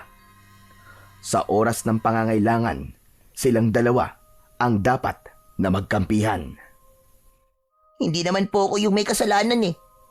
Siya po yung kumampi dun sa aswang na yun eh. Sa isip ni Abel, siya ang tama. Siya ang nasa katwiran. Ngunit muli, tila siya nahimasmasan nang maisip muli ang isa pang palaging bilin sa kanila. Huwag magpataasa ng ihi. Matutong magpakumbaba.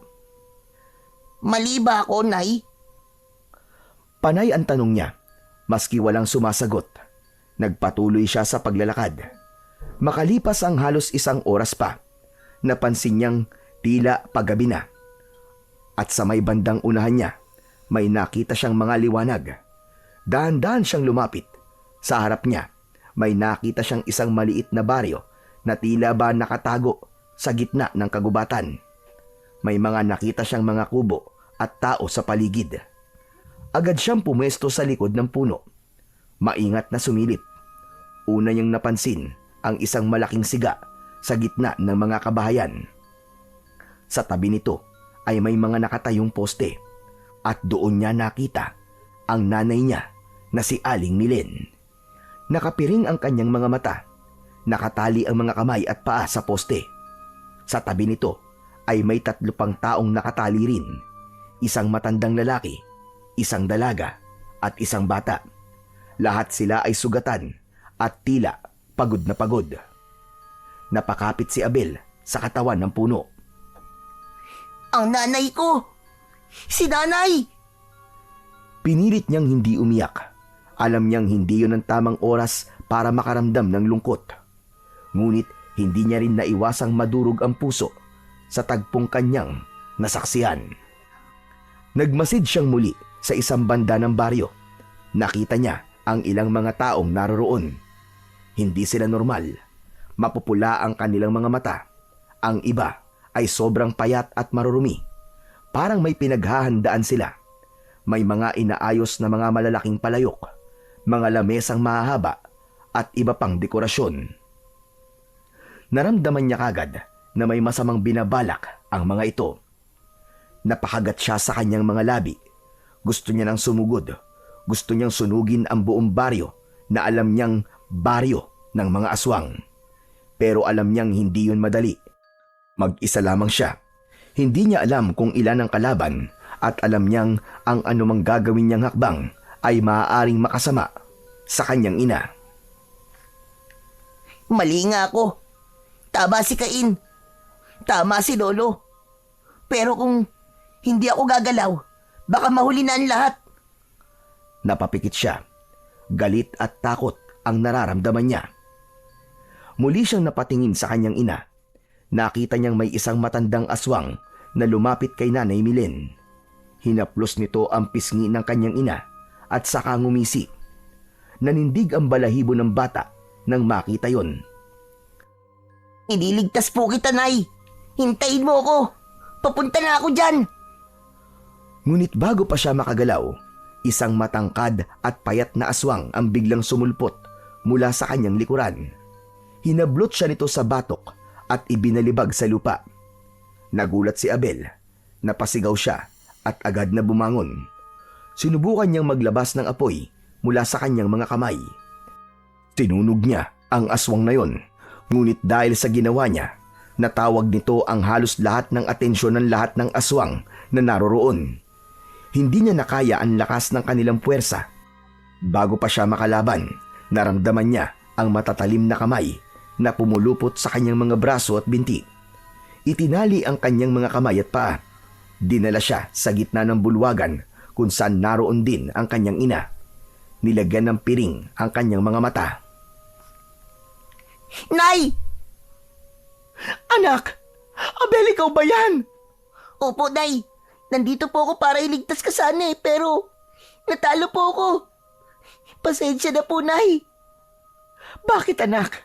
Bakit ka nagpunta pa dito? Hindi mo na dapat ginawa yun. Pero, Nay, Natigilan silang mag-ina nang marinig ang malakas na halakak ng pinuno ng mga aswang. Sinasabi ko na nga ba at sasagipin mo ang iyong ina, bata? Walang kahirap-hirap. Nasa atin na ang isang makapangyarihang bata. Tamang-tama. Maiaalay natin siya mamaya sa ating puon. Tiyak na mas lalakas na ang ating kapangyarihan. Patuloy sa pagsasaya ang mga aswang. Samantala, sa kabilang bahagi naman ng gubat, naituro na ng batang aswang kina Lolo Arman at Cain ang pugad nila.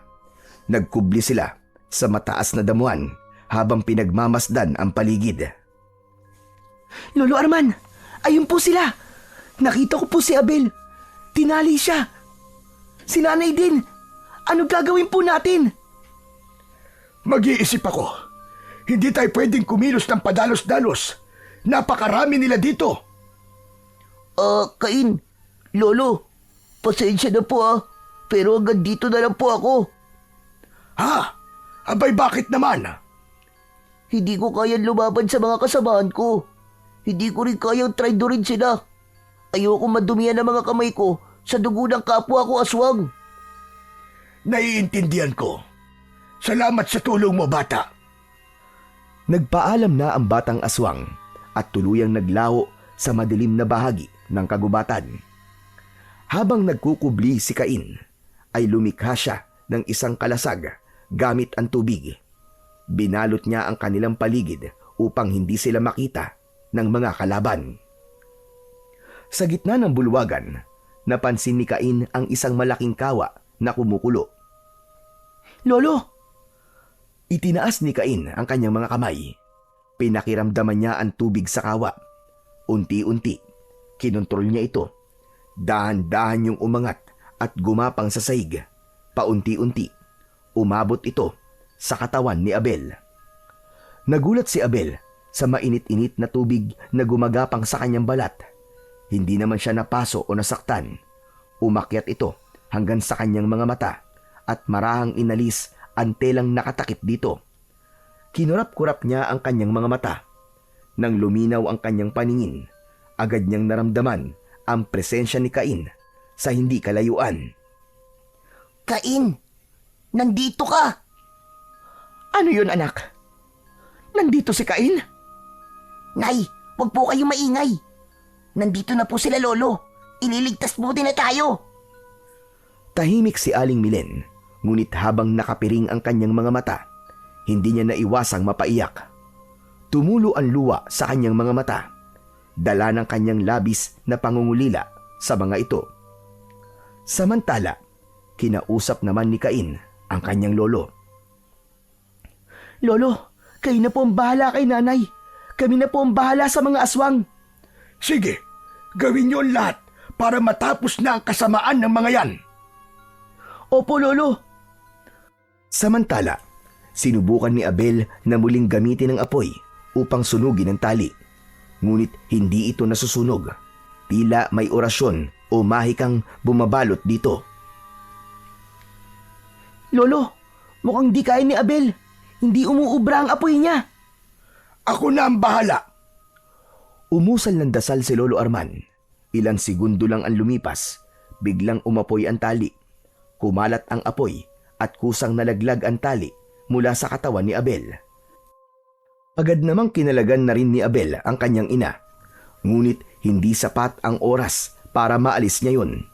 Hindi naman niya pwedeng sunugin ang tali nito dahil mapapaso niya ang kanyang ina. Hanggang sa may nakapansin na sa kanilang mga aswang, nagsimulang mag-ingay ang buong lugar. May ilang aswang ang agad na nagbago ng anyo. Nagkaroon sila ng matutulis na mga kuko. May gumagapang, may lumilipad at iba pa. Sa gitna ng kaguluhan, tumakbo si Abel at Cain. Nagtagpo sila sa gitna. Magkatabi nilang hinarap ang panganib. Handa ka na ba, Abel? Matagal na! Gawin na natin to, tol! Nagpalabas ng apoy si Abel at tubig naman ang kay Cain. Samantala, si Lolo Arman ay mabilis na rin kumilos. Lumapit siya sa mga biyag at mabilis na kinalagan ang kanilang mga tali. Si Cain naman ay muling lumikha ng proteksyon para sa kanyang lolo at sa mga biyag. Ang galing ng kalasag mo, tol! Paano mo nagagawa yan? Basta na-discover ko lang. Gamitin mo lang ang isip mo. Kontrolin mo ang iyong kapangyarihan para makabuo ng formang gusto mo. Subukan mo rin, Abel. Pumikit si Abel. Inisip niya ang isang malaking espada. Itinaas niya ang kanyang mga kamay at mula sa kanyang mga palad, nabuo ang isang espadang apoy. Ayan na, Cain! Tara na! Sige, sugod na! Ah! Sabay nilang hinarap ang mga aswang. Sumugod si Abel at pinagsasasaksak ng apoy na espada ang kanyang mga kalaban. Matalas ang kanyang espada, sapat para wasakin ang sino mang humarang. Samantala, si Cain naman ay nasa likuran, kalmado ngunit mabagsik. Pinapalutang niya ang mga bolang tubig sa ere at sa bawat iglap ay pinapakawalan nito na parang mga bala. Sa tuwing tatama sa katawan ng kalaban, sumasabog ang tubig na tila may puwersang kayang magpasabog ng laman. Luray-luray ang katawan ng sino mang tatamaan. Ilang sandali pa, lumitaw sa kanilang harapan ang pinuno ng mga aswang. Isa itong dambuhalang nilang, halos 3 metro ang taas. May mahahabang galamay, 2 sungay sa ulo at balat na maitim. Napilitan ng kambal na umatras, tinakpan ang ilong at bibig. Hindi nila inaasahan ang ganitong uri ng kapangyarihan mula sa pinuno ng mga aswang. Biglang nagkaroon ng katahimikan at sa gitna ng katahimikan na yon, umalingaw-ngaw mula sa dilim ang boses ng pinuno. Bakit nyo hinati ang inyong kapangyarihan? Hindi ba't mas mainam kung isa lang sa inyo ang may hawak ng lahat? Cain, patayin mo si Abel! Napakunot ang noo ni Cain, ngunit hindi siya kagad nagsalita. Nagkatinginan silang magkapatid. Pag-aari mo ang tubig, siya ang apoy. Pero kung lilipunin mo siya, magiging iyo ang lahat. Wala ka nang magiging kaagaw. Wala ka ng karibal. Wala nang tututol sa iyong mga plano at desisyon.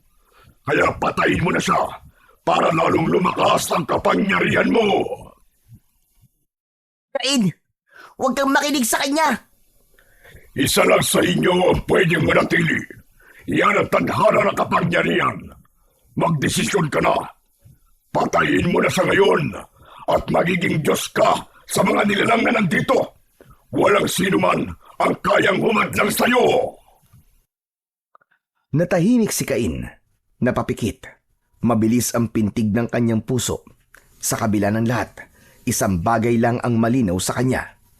Ang lakas nila ay hindi nakasalalay sa pagsanib ng kapangyarihan, kundi sa paninindigan nilang hindi kailanman magtataksil sa isa't isa. Muling dumilat si Cain at sa halip na atakihin si Abel, tinapik niya ito sa balikat. Tama siya. Kailangan natin pagsamahin ang ating kapangyarihan para mas lalo tayo maging mas malakas. Handa ka na ba, tol? Tumango si Abel. Naunawaan niya ang ibig sabihin ng kanyang kakambal. Ang apoy at tubig, pinagsama nila.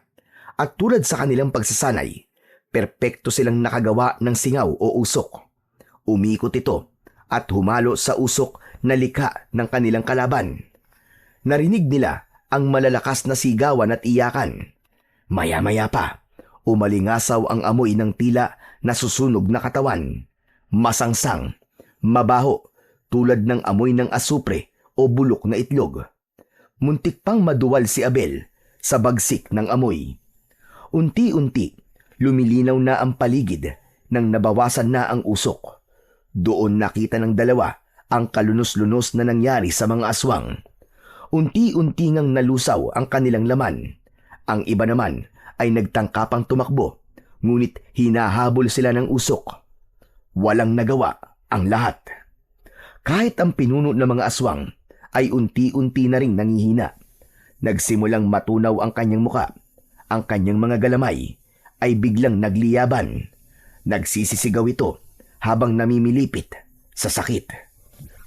Hindi! Hindi ito maaari! Paano itong nangyari? Ngunit huli na, isa-isang natumba ang mga aswang. Wala ni isa ang nakaligtas. Pagkatapos ng ilang minuto, tahimik na muli ang bulwagan. Ang usok nawala na ng tuluyan. Ang kambal nakatayo. Pagod, pawis, pero magkahawak ang kanilang mga kamay. Sa likuran nila, tumakbo si Aling Milin at niyakap ang dalawa. Mga anak ko! Mga anak! Salamat sa Diyos! Salamat sa Diyos at ligtas kayo! Lumapit si Lolo Arman, may ngiti sa kanyang labi at may bahid ng pagmamalaki sa mga mata. Ang galing nyo, mga apo! Tinupad nyo ang tungkulin. Natapos nyo ng mahusay ang inyong misyon. Matapos ang matinding labanan, nagpasya na silang bumalik kasama ang ibang biyag at nagsiuwian na sa kani-kanilang mga tahanan.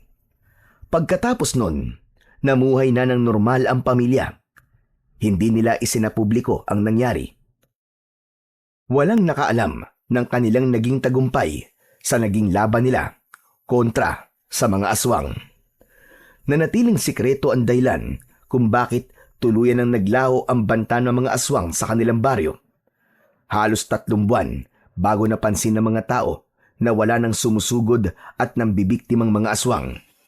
Dahil dito, unti-unting nawala ang takot sa mga tao.